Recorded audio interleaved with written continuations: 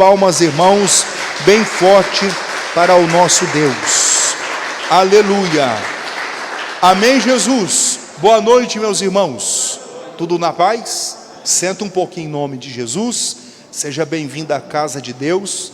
E essa reunião vai ser uma bênção, já está sendo. Amém?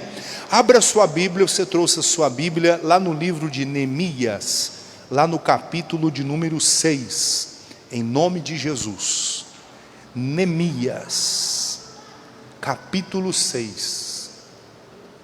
Glória a Deus.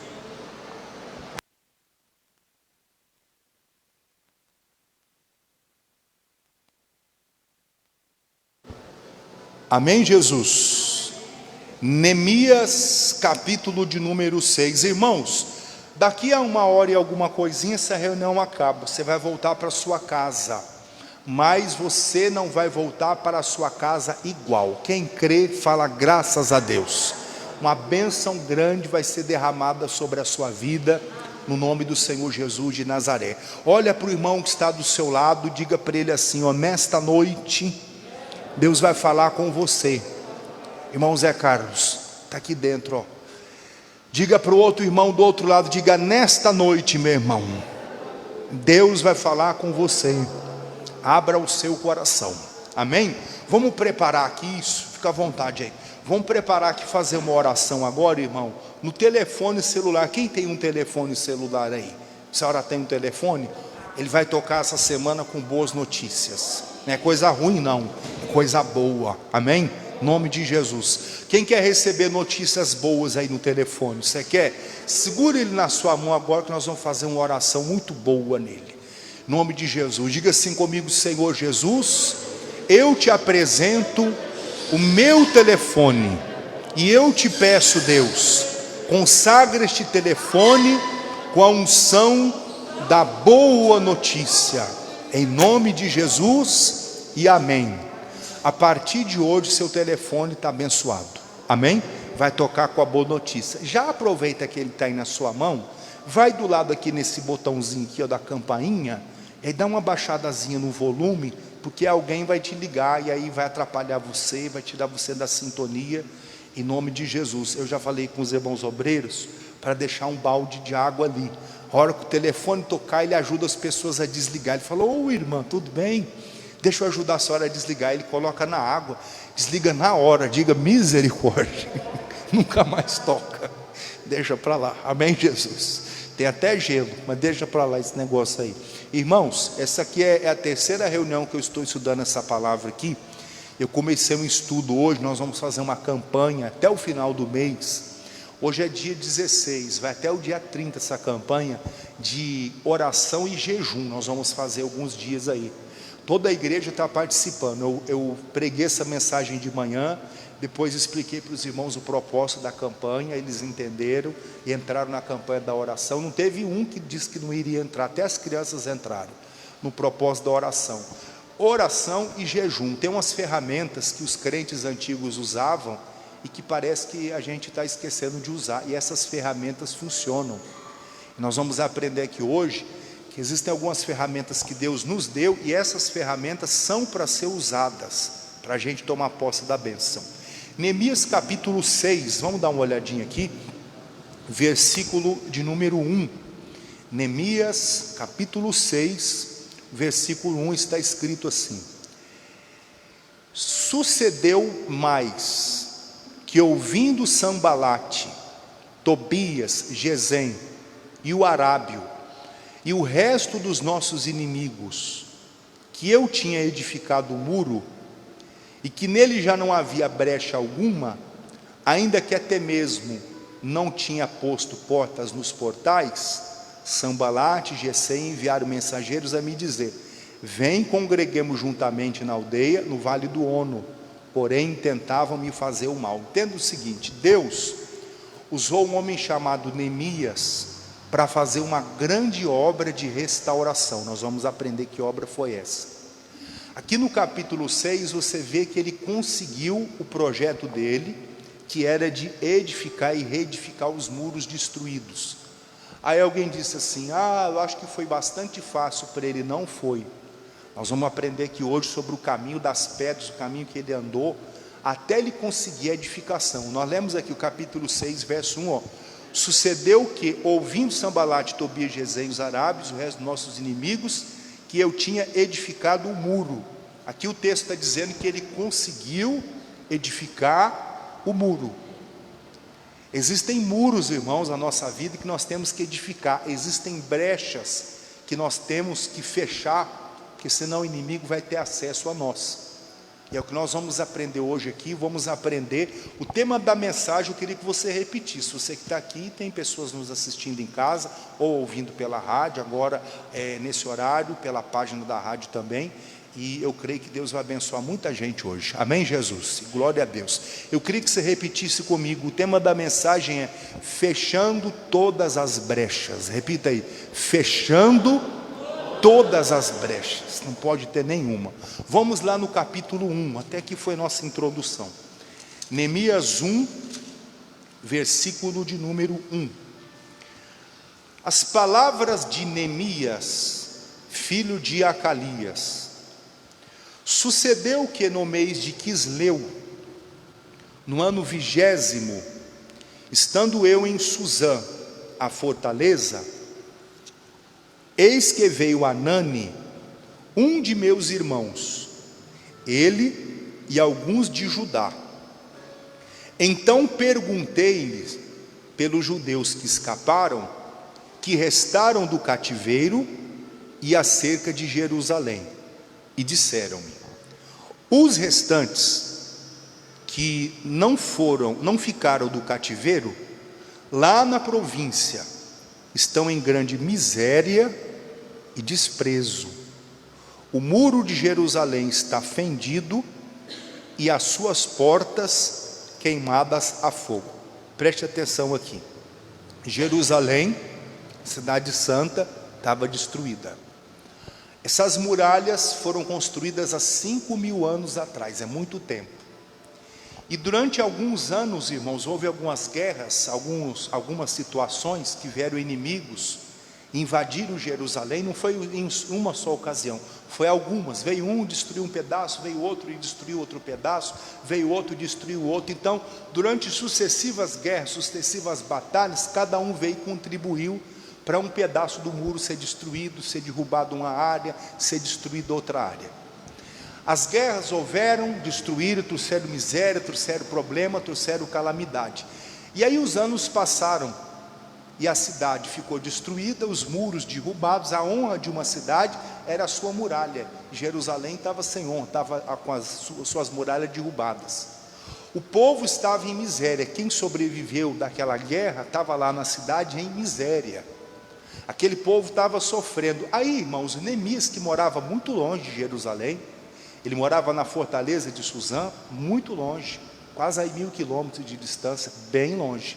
E no tempo deles, sem avião, sem carro, sem estrada, igual a gente tem hoje, asfalto e tudo ficava mais longe. Lombo de animal, a pé, tudo ficava mais longe.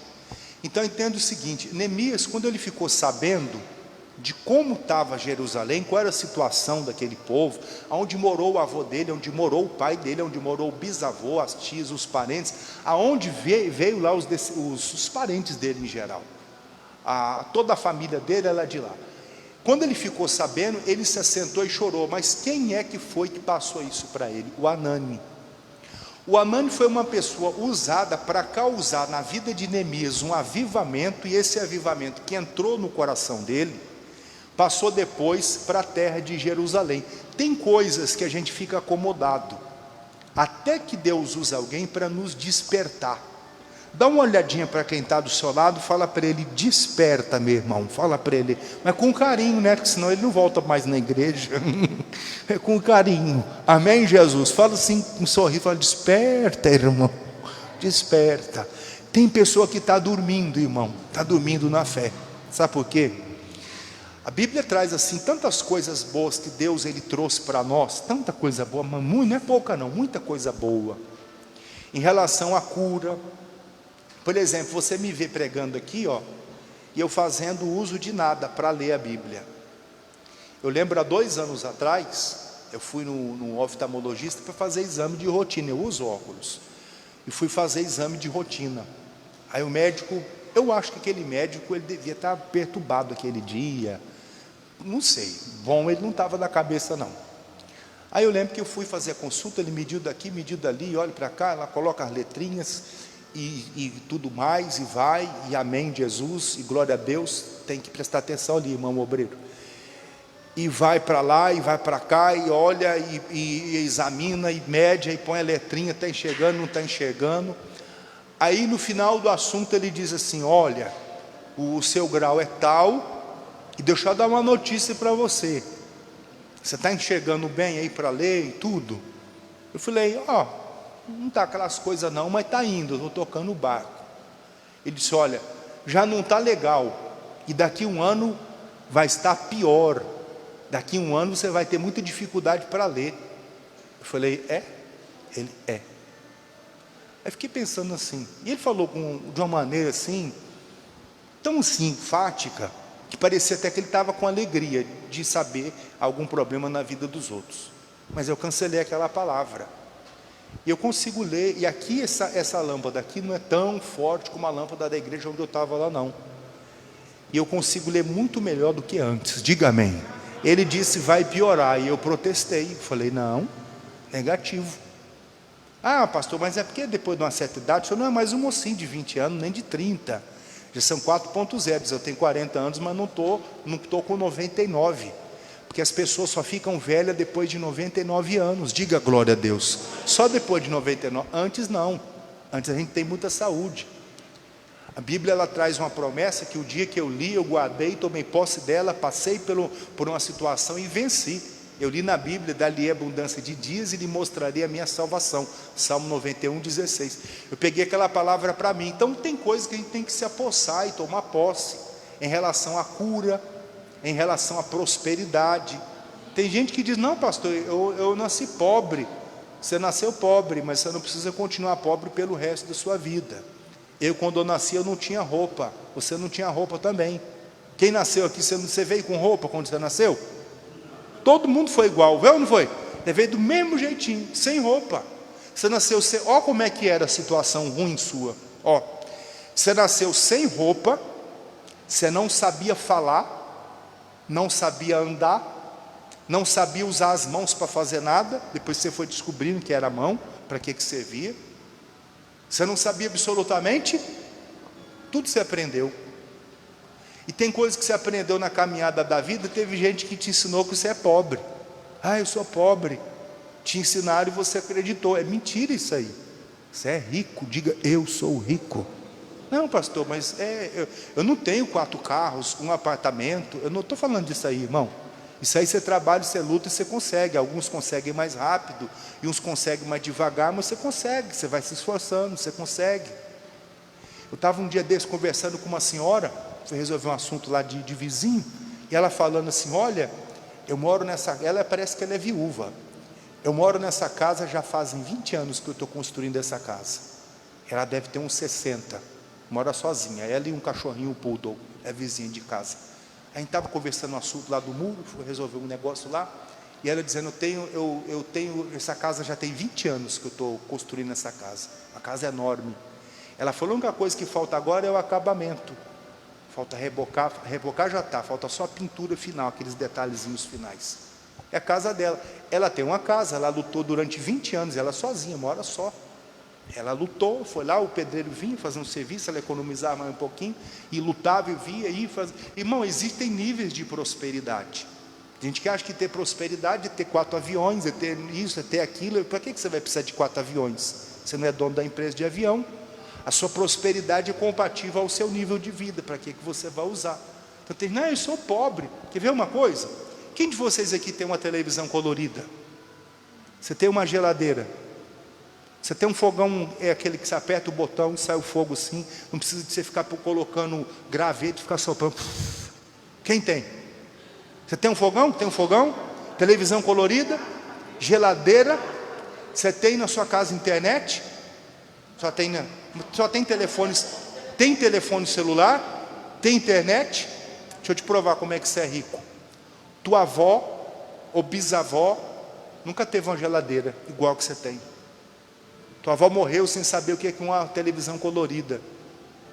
Tua avó, para fazer comida, ela soprava no fogão assim, aí subia aquela fumaça, o nariz dela ficava preto. Você pode lembrar que o cabelo da sua avó vivia duro. É ou não é? Sim ou não? Aí você hoje vai fazer comida, você aperta botões, você tem micro-ondas. Quem tem micro-ondas em casa? Depois você fala que você é pobre. Quem está entendendo o nível? É porque você fica comparando com outras pessoas. Mas se você olhar para o passado, você vai ver que você tem coisas que o seu familiar nunca teve. Eu tenho um carro, meu pai nunca teve um carro. Quer dizer, em nível de prosperidade, eu alcancei coisas que ele aos 60 anos não alcançou. Quem está entendendo? Eu tenho um automóvel. Então entenda o seguinte, nós somos prósperos, só que sempre a gente acha que as coisas dos outros são melhores. A casa do outro é melhor, a vida do outro é melhor, não sei o que do outro é melhor, e a gente fica olhando para as coisas dos outros. Mas voltando aqui, irmãos, Jerusalém estava destruída, o povo em miséria. Aí o Neemias, ele ficou sabendo de algo, e alguém contou para ele, alguém passou para ele informação, o Anani. O Anani chegou para ele, o Anani foi o agente de avivamento na vida de Neemias, e foi o agente de avivamento na nação lá de Jerusalém, naquele povo lá. O Anani chega para Neemias e fala assim: Jerusalém está destruída, muro derrubado, povo na miséria, na vergonha, no fracasso e na derrota. Mas ele falou de uma maneira, mas tão assim completa, que fez o Neemias parar para pensar, se revoltar contra aquilo, começar a chorar e a se lamentar contra aquilo ali. Tem gente, irmão, que aceita, não, a vida é assim mesmo, pastor, como eu estava falando agora há pouco. Tem gente que aceita, não, eu sou pobre, eu sou isso, eu sou aquilo, eu sou feio, eu sou não sei o quê, eu sou aquilo outro, eu não tenho capacidade, e a vida é assim mesmo, e daqui 30 anos vai continuar assim. Irmão, preste bem atenção. Talvez na data de hoje as coisas não estão assim tão legais quanto você gostaria que estivesse.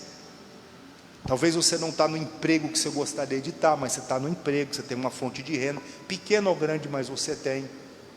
Talvez você não mora na casa que você gostaria de morar, você não anda no carro que você gostaria de andar, você não come a comida que você gostaria de comer, não veste a roupa que você gostaria, mas isso é uma questão de tempo. Daqui a algum tempo tudo isso pode mudar, você pode melhorar, mas o que você tem que fazer? Você tem que se avivar, diga: eu preciso me avivar. Você tem que parar de olhar para o passado, você tem que parar de olhar o que é, tantas coisas, situação, você tem que parar de olhar para os outros. Fulano tem ou não tem, para de olhar para os outros. Você tem que olhar para você, a sua fé é pessoal. O Neemias, ele ouviu como estava, aí ele fez uma coisa que a gente faz facinho. Ele sentou, lamentou e chorou por alguns dias. Mas esse ato dele sentar, lamentar e chorar não resolveu o problema.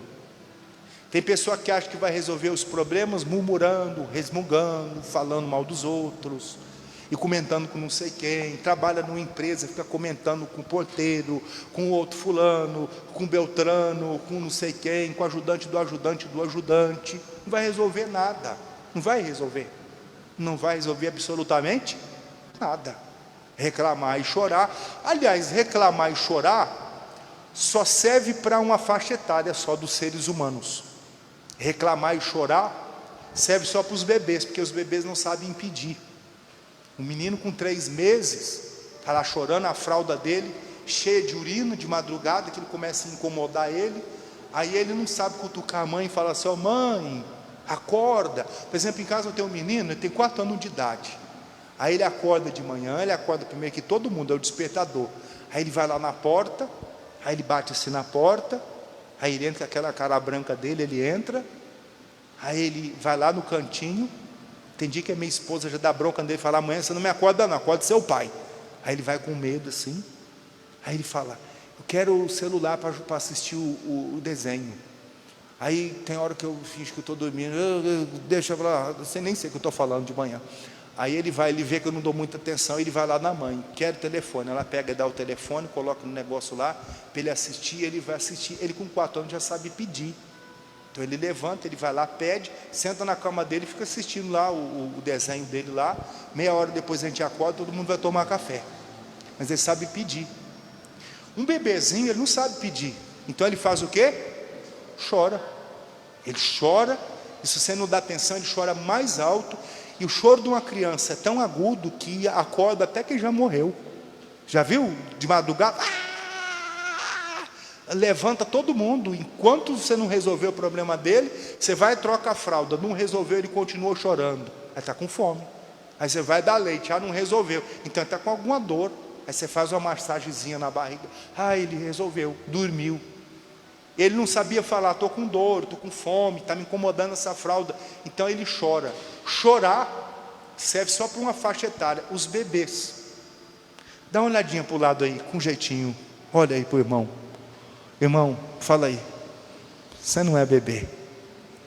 Amém, Jesus? Já passou dessa fase. Você não é mais bebê. Quem é que ensina os filhos, irmão, a crescer, a falar, a pedir? Quem é que ensina os filhos a falar? Quem que ensina? O senhor tem filho? Não tem? O senhor não vai ter também. Que quem tem é sempre as mulheres, né? Graças a Deus. Aleluia. Quem tem, a senhora tem filho? Tem filho? Quantos filhos a senhora tem? 3. Quem que ensinou eles a falarem? A senhora que ensinou? Mamãe. A primeira coisa que a senhora ensinou foi falar mamãe, não foi não? Mamãe, não é assim? Você ensinou a falar mamãe, papai. Esse dia eu achei bonitinho. Meu menino foi no banheiro, se limpou sozinho. Falou, graças a Deus, resolveu um problema. Deus é maravilhoso.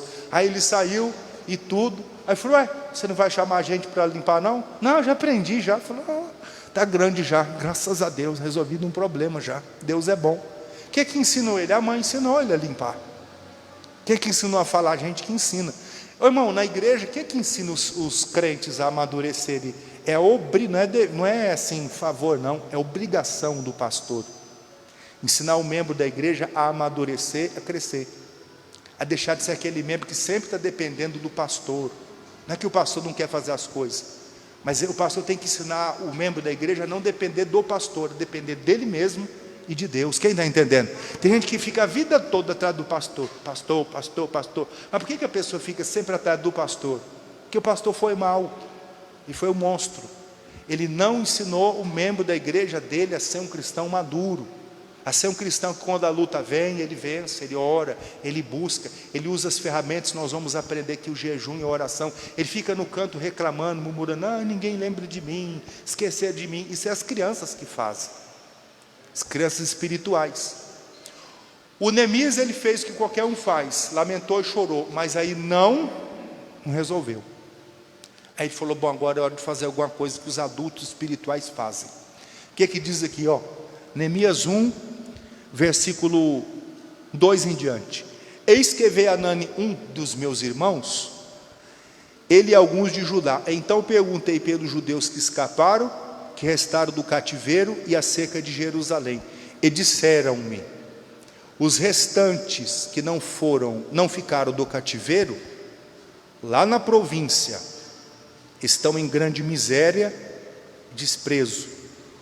O muro de Jerusalém está fendido e as suas portas queimadas a fogo. Verso 4. Sucedeu que, ouvindo eu estas palavras, assentei-me e chorei, e lamentei por alguns dias. Aí tem um ponto e vírgula, e aqui começa assim, e estive fazendo o quê? Jejuando e orando perante o Deus dos céus. Esse estive aí jejuando e orando foi um período. Estive jejuando e orando 4 meses.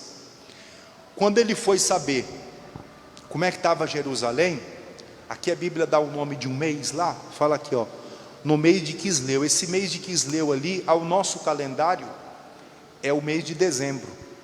Então no mês de dezembro, final do ano, ele ficou sabendo da derrota que estava o povo dele. Aí ele esteve jejuando e orando 4 meses, ele ficou se preparando. 4 meses, 4, preparando. Tem gente que quer a vitória, irmão, quer uns negócios assim, meio que assim, coisa instantânea, uma coisa assim, a gente vive com muita pressa. Esse é o problema, que muita gente está perdendo bênção. Ele esteve jejuando e orando. Ele tinha um problema impossível de resolver. Que quem era Neemias? Ele era copeiro do rei. Ele estava num lugar muito longe, 1000 quilômetros de distância, muito longe. o que ele poderia fazer para restaurar uma cidade, se ele não era dono nem do nariz dele? Como é que ele ia fazer? Tem coisa que é impossível a gente fazer, impossível para nós, mas não para Deus. Aí ele teve jejuando e orando. Isso é a ferramenta dos adultos. Existem ferramentas que resolvem grande problema.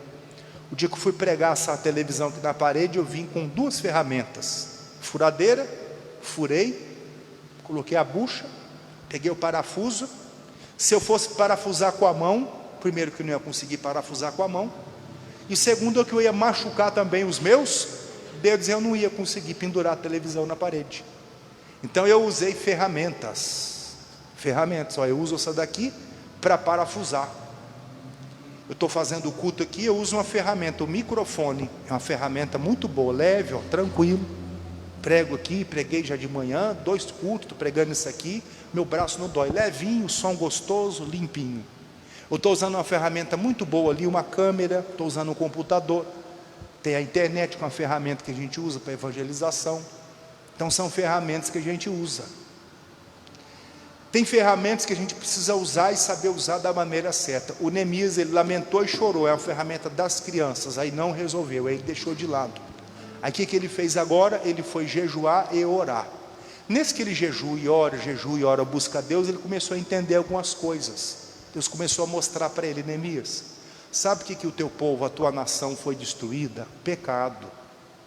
Eles estão longe de Deus, Neemias, eles não obedecem à palavra de Deus, eles se desviaram, eles estão longe, está acontecendo assim, Deus foi mostrando. Aí você lê o restante aqui do capítulo 1, ele confessa os pecados do povo.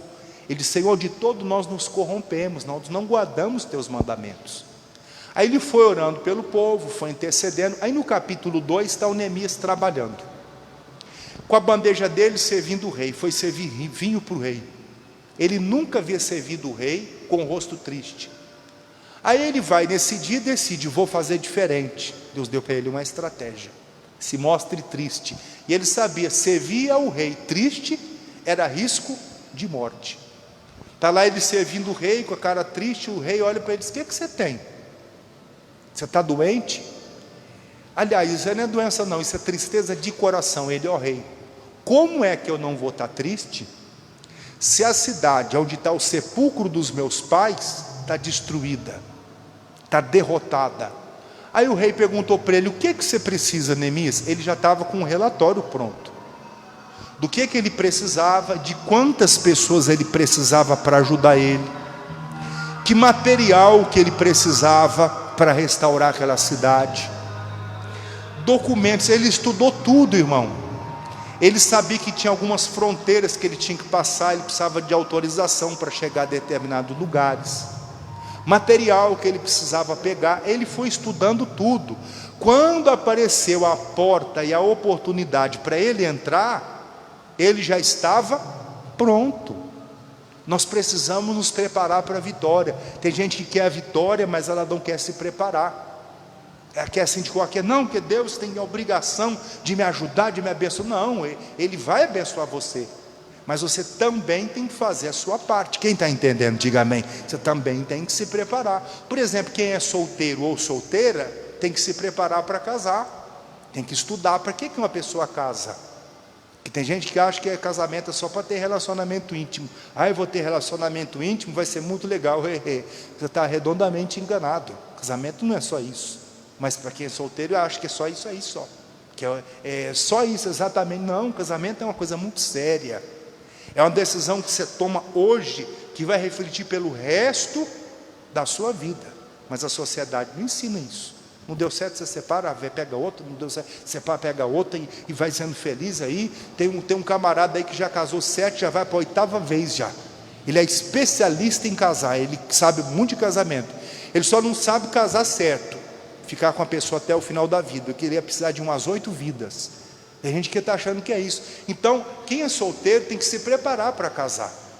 Quem se casou tem que se preparar. Agora, eu vou ter filhos, como é que cria um filho? Como é que educa um filho? Tem gente que está com um problema com o filho. Não, o problema, pastor que resolve, pastor que se vira aí. Não é pastor não, É o pai. Quem está entendendo? É o pai que dá o exemplo, é o pai que ensina. Então tudo é aprendido. Mas voltando aqui para a mensagem, o rei pergunta: Neemias, o que você está precisando? Ele já estava preparado, na ponta da língua o discurso. Aí o rei deu autorização, deu para ele recurso, material, autorização, e ele foi, juntou um grupo e foi. Capítulo 4 do livro de Neemias, verso 1. Sucedeu que, ouvindo Sambalate que edificamos o muro, ardeu sem ira, e se indignou muito, e escarneceu dos judeus. Sabe o que ele disse? Vai vir uma raposa, vai derrubar esse muro que eles estão fazendo aí. Derrota isso aí. O Neemias, ele ouviu, irmãos, escárnios como esse aí. Depois ele tentaram desviar a atenção dele para outras coisas. Vem cá comigo, vamos fazer aqui um lanche. Não posso ir não. Eu tenho uma grande obra para fazer e eu não posso parar. Depois levantaram calúnia contra o Neemias, mandaram a mensagem para o rei: o rei, o negócio é o seguinte, o Neemias está edificando Jerusalém porque ele quer ser rei, ele quer tomar conta de tudo. Levantaram calúnia, enviaram inimigos para tentar parar a obra. Mas o Neemias, guarda isso aí que eu estou acabando a mensagem. O Neemias, ele tinha um alvo. Diga comigo, um alvo.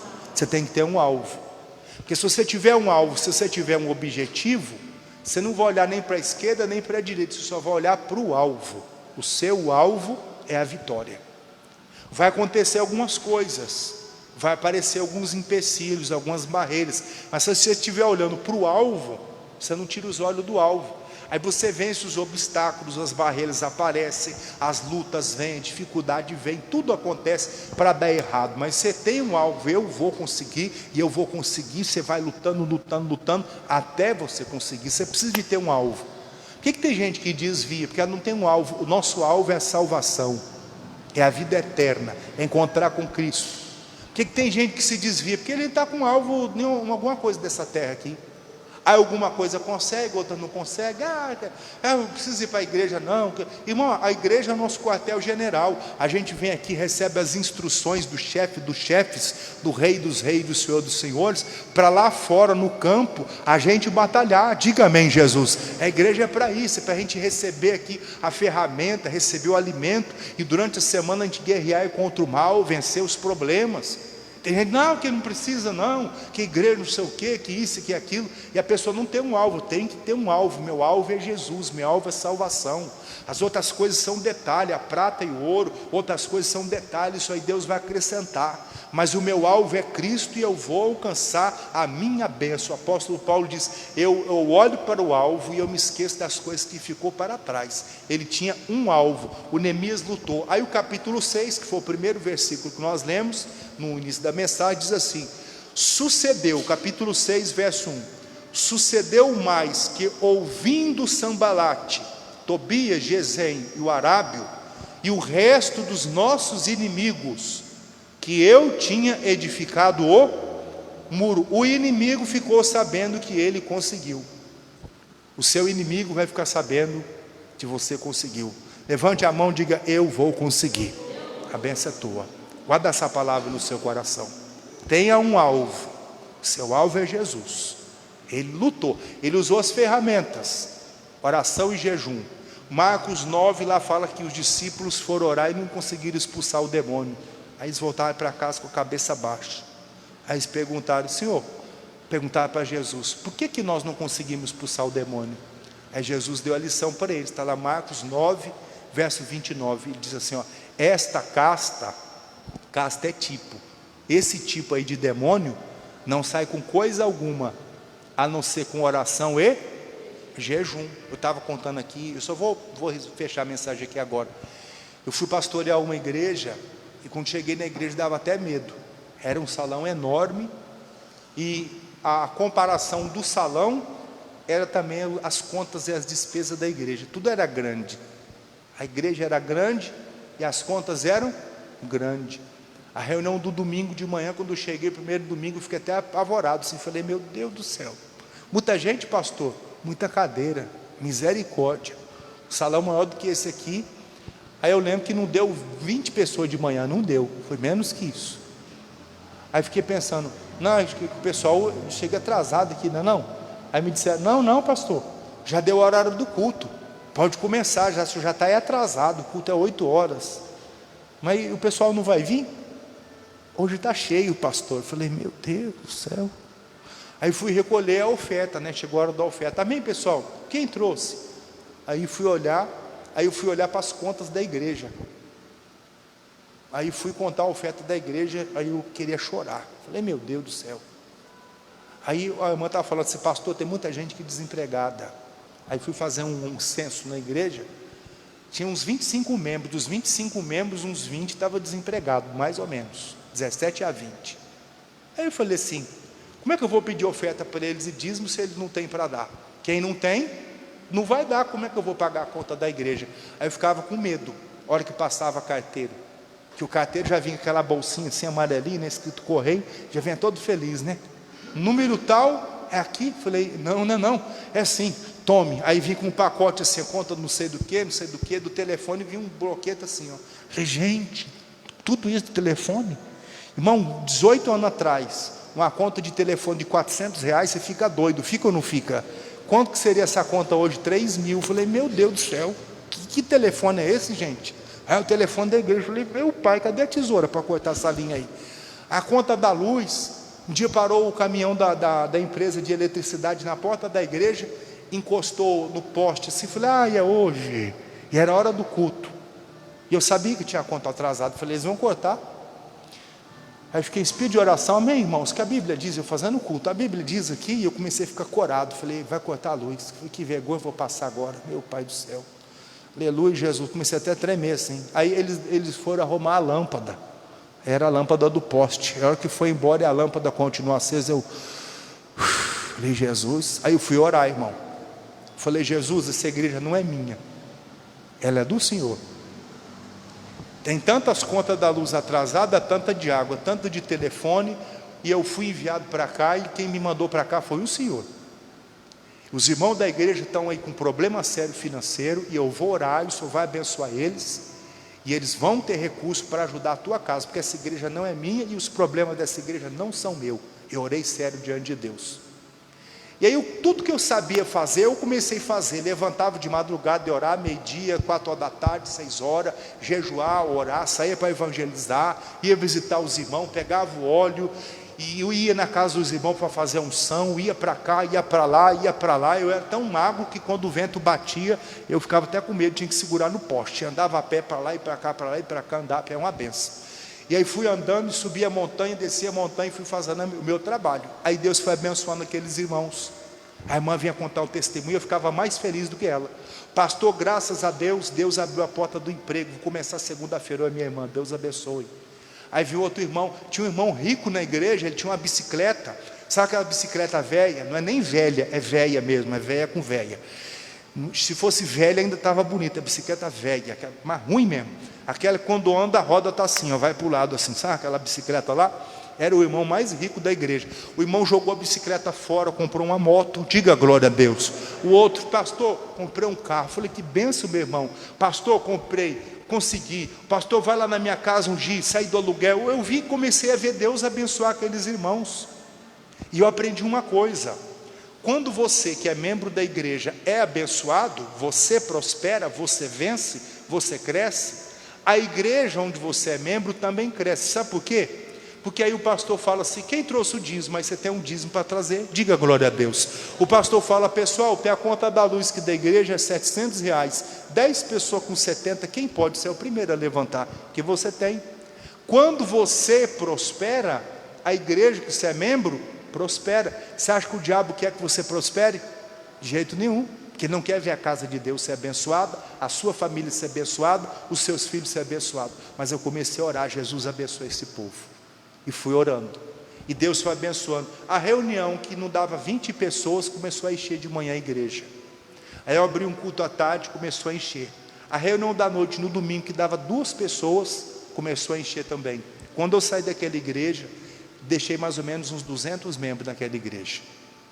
Mas como é que foi isso, irmão? Foi um trabalho sério diante de Deus, jejum, oração, trabalho, evangelismo, visita, panfleto no ônibus, sei lá na onde, na praça, no poste, tinha panfleto na lâmpada, tudo quanto é lugar que você imaginava, eu jogava panfleto, colava cartaz e evangelizava, e Deus foi abençoando. Mas como é que foi isso aí?